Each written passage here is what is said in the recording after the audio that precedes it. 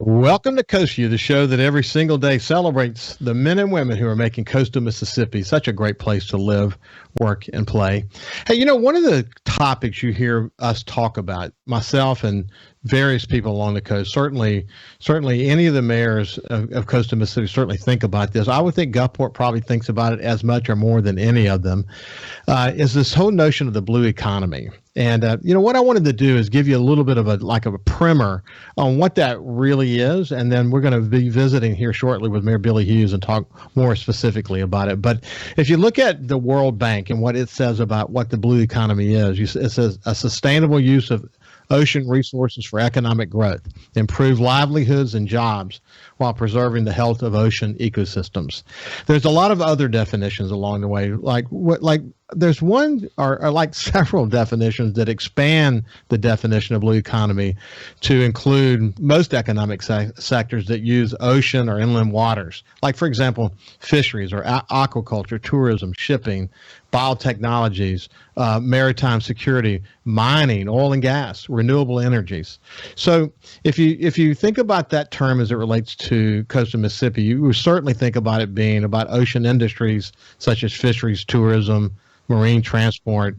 You could think about new and emerging activities like offshore renewable energy, aquaculture, marine biotechnology, bioprospecting. It's very inclusive when you hear that word. But where did the term come from?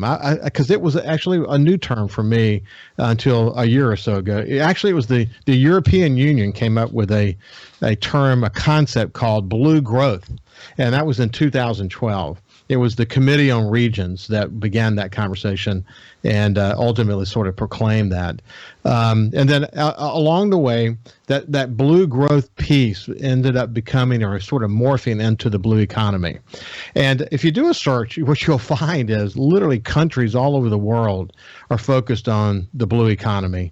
I even saw the Korean Maritime Institute was focusing on the blue economy as a way to help economic development in developing countries. So there's a lot of focus on this around the world. And you can imagine with coastal Mississippi being a coastal community with this incredible port and all the infrastructure coming into that port, that there has to be great opportunity for us. So I wanted to talk more about it today with Mayor Billy Hewes. And without any further ado, I'll move over to my friend Mayor Billy Hewes and just say good morning. How are you? Hey, how you doing, Ricky? Look, we're going to talk about the blue economy. I want to talk about some big events coming up in the city. But looking back on Mardi Gras, first of all, world-class weather. You guys had a lot of success and no big, it went smoothly, didn't it?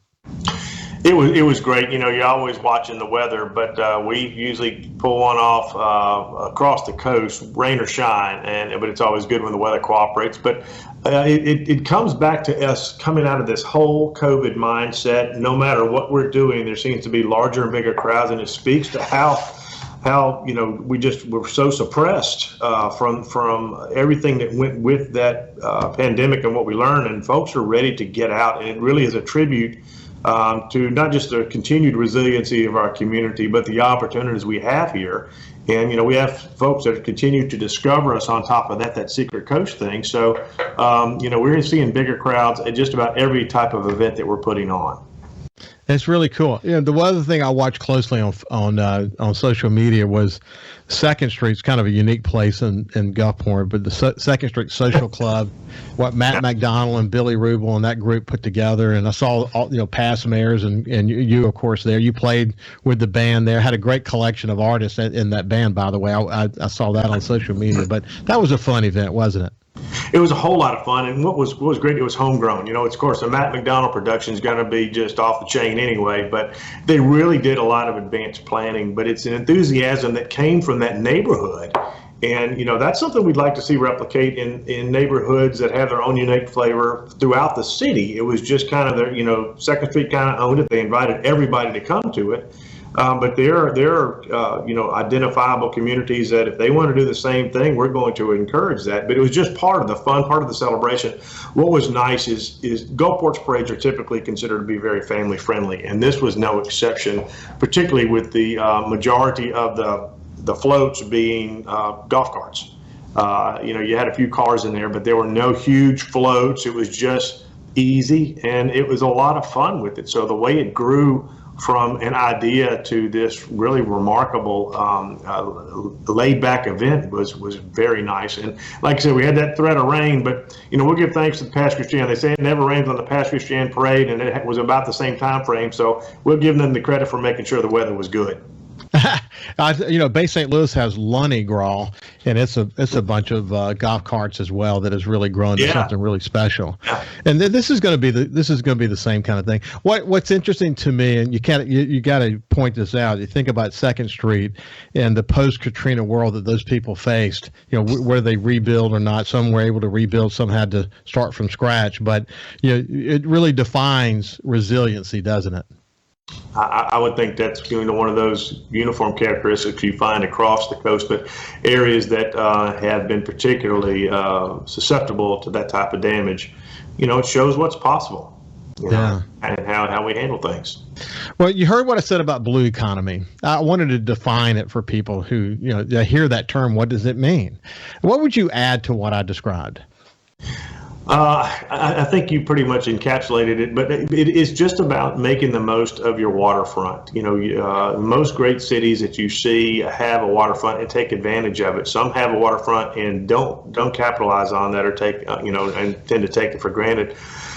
We are so well situated as a community. Matter of fact, where our state port is, if you take the point of Texas and the southern tip of Florida and you come up, we're just about the dead center for the geographic point of the Gulf of Mexico, which makes us a fantastic spot for commerce, for deployment, for not only going out into the Gulf very quickly and easily, but taking products into the heartland of America. So that's why we've always had a bit of an advantage, and it's one of those things that the port continues to be redeveloped, rediscovered, particularly with that state-of-the-art situation it finds itself in after all that Katrina rebuild. So the University of Southern Mississippi, they saw an opportunity with their marine sciences, and they retold their entire curriculum and really put a focus down here, seeing where the potential is for more businesses to come. Governor Bryant, he had all that Go Mesa money and a lot of opportunity through the picking it up from Governor Bryant. The monies that were coming into the state, how we're going to maximize that and create what is truly a center of excellence, a research and development facility that up until now did not exist on the Gulf of Mexico. You've got Scripps on one coast and Woods Hole on another, east and west, but nothing in the Gulf. So I really think they saw an opportunity and a need here. And so you combine that waterfront, the ability to do that research with what predominantly is unmanned drone, underwater drones, those sorts of things. And we're seeing companies like Ocean Aero found out what we had here, and they liked what they saw when they got here. They had their same ideas about, oh, Mississippi, I don't think so. And then they got here and said, oh, yeah, we're coming. And so I was able to ask their CEO a question the other day at a forum that we had. I said, well, how was that? He said, well, we're talking to other companies that want to come, and they're saying, really? He said, oh, yeah, you got to come check it out. Cost of living, food, people, year-round climate, everything you talk about, we try to push and educate folks about it. So it is starting to happen. So you take those developments, you take NOAA and Naval Oceanographic with that center that is being built at the port right now. It's going to be 200 to 300 scientists that are coming into the area with their families. They're going to be networking, having other folks come. I mean, I see you nodding your head, and you get this. But now, we go back to the investment that we made in the aquarium, thinking it would be a catalyst, rounding out. It's not one thing for our coast. It's a lot of different, unique characteristics and personalities of our cities. But I'm the guy to promote Gulfport along with a lot of other folks, and quite frankly, we are a great center point for a lot of the synergy that's going on. But what benefits one benefits us all. So that aquarium has changed the physical profile of our city, and these things are starting to help the economic profile as well. So what is next is what we're calling city center, and it's hopefully we get some funding and some help to get that multi-use building right at the corner of Highway 49 and 90 that's going to provide some high-end housing for these folks who are coming into the area. They may not want a house, but they want a nice apartment and they want a walkable downtown. And then the dominoes go in a great, great fashion, and people start to invest. Look at Sully's, the new restaurant on 30th Avenue. They're kind of the bookend for our west end of downtown now, going back to the aquarium district on the east end. And things are growing the Interstate 10 corridor, I-10 and 49, Orange Grove, 605, that whole area is blowing up. And we've got some really trying challenges with respect to traffic flow. But, that's part of what happens when you grow a city. It is, for sure. Hey, listen, we're coming to the end of this segment. When we come back on the other side, we'll just kind of continue to build these blocks of, when they work together, it not only creates a real sense of a place that people want to live, work, and play in, but it has so many different characteristics from an economic development point of view. But we'll continue our conversation with Mayor Billy Hewes as we continue a conversation about the blue economy. And we'll look forward to some events that are coming up for the city as well. We'll see you after this break. Welcome back to Coast Vue. We have Billy Hewes, the mayor of the city of Gulfport. And, as I've said many times on this show, some of the funnest conversations actually take place during the breaks. And Billy and I were just sharing stories of fish we've lost along the way. But man, when it's what's cool about the conversation you and I were having about fishing is that there's just a lot for people to do in coastal Mississippi. And I love the fact that we are really focused on increasing the number of opportunities, up in the standard and quality of life for people so that we can live, work, and play in a place that's second to none in America. But man, we got a lot to work with here, don't we? We have a huge diversity of offerings. Just you start with our natural resources. You could spend days just talking about that, but you can go blue water fishing. You can go inshore fishing. It's for saltwater. You can go, in the rivers for bass or whatever. It's whatever you're looking for. You can go doing eco tours. You talk to a lot of our residents, and it's amazing how many people have never been to the Barrier Islands. They're just absolutely pristine and beautiful. And if you want to see some true wildlife and wild habitat, it's just in our back door. It's just so neat. And so we talk about diversity. I think you probably got it from our economy, our people, our offerings and resources. Just take your pick. And that's why this makes such a fantastic place to live. I've said this a bunch of times to you, but I enjoy watching you as the mayor of Gulfport because your years in the legislature, as I said in our first conversation, really position you to be a good mayor because you understand how the systems work. You understand how politics work. And, you're just a fun-loving guy. You're a drummer. I'm a drummer. Drummers tend to be a little bit, I don't know, wild or funny. I don't know however you want to say it. But you like life. And you're really focused on, what is it going to take to increase the quality of living, and you take the sum total of your experiences and you bring it together, but you never get too serious that you're not able to have fun. And I like that about you. So as we sort of kind of wind down the last segment of today's show, what are some of the big events coming up for the city of Gulfport?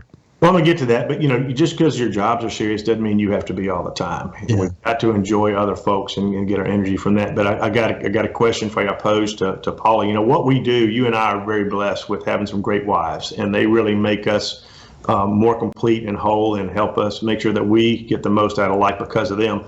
But you know what the 3 words every woman longs to hear? Which ones? I'm a drummer. Of course. Of course. Now I've got some guitarists and bass players that might disagree with that, but that's okay. Look, Gulfport, we're kind of retooling things internally to make sure that we are customer oriented. We really want to be serious about that, open for business and geared for a good time. But also making sure where people interface with us that they're coming away with a good, efficient experience and a positive one. And so we're taking a look at some of our processes, but at the same time, we're also making sure that we're maximizing and spreading the opportunities for folks to come out and recreate and make the most of it. Some events are paid, a lot of them are free. The Ugly Tie Fest, we just did it on a whim last year. And the SuperTalk stations were big sponsors and really helped push that. But it was a huge hit on Father's Day weekend. It was a food truck festival, and people came out, had a lot of good music for that.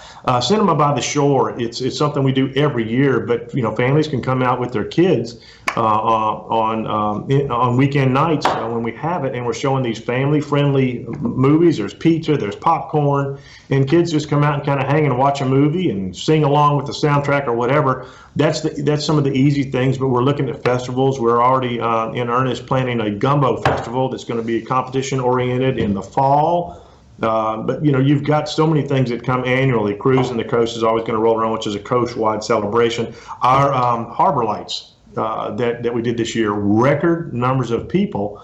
110,000 folks came to Harbor Lights. Can you believe that? Just in a little over 5 years, how it's grown to the number one draw in Mississippi, and in the top 10 in America as far as Christmas displays. So you've got those things. You're going to see a lot of construction near the aquarium, where we finally have an overpass that's going to be going on and dealing with those hundreds of thousands of people who cross that dangerous intersection of Highway 90 and 20th Avenue. So a lot of fun. Sounds by the Sea is going to be coming. The Rapiscan Golf Tournament is going to be at the Grand Bear this year. So it is back there working very hard for it. But again, this is another event that brings people into our market and shows them things that they otherwise may not seen. The Equestrian Festival, that's a well-kept secret up at County Farm Road. And it's really not a secret, but a lot of folks don't have an appreciation for how many people come into the area and bring their money, bring their horses, enjoy our facilities. We're blessed. That's another thing. You've got facilities that can handle equestrian shows. You've got these great sportsplex where you can do soccer and baseball and softball, a lot of travel teams. So we're kind of become a destination on a lot of levels, and our hotels are struggling to meet the demands. Our road infrastructure is challenged, and housing. People who want to live here. Let me tell you, we've got a housing shortage right now, which again is a good problem. We're trying to catch up with that. Gulfport Job Corps, $30 million in the city that's going to be a groundbreaking. It's been in the works for over 5 years now, but that's going to put a new face on West Gulfport as well. Tremendous Billy, things happening. We're out of time, but here's the thing. We got to commit that we're going to visit a little bit more regularly, because there's so much to talk about. I enjoy spending time with you. I think people get a lot out of our meetings when we have a chance to chat. It's been a great talking about the blue economy. I look forward to seeing great things to come for the city. Have a great day, my friend. All right, y'all take care. Thanks. Appreciate you. You bet. Thank you very much, and we'll see you tomorrow.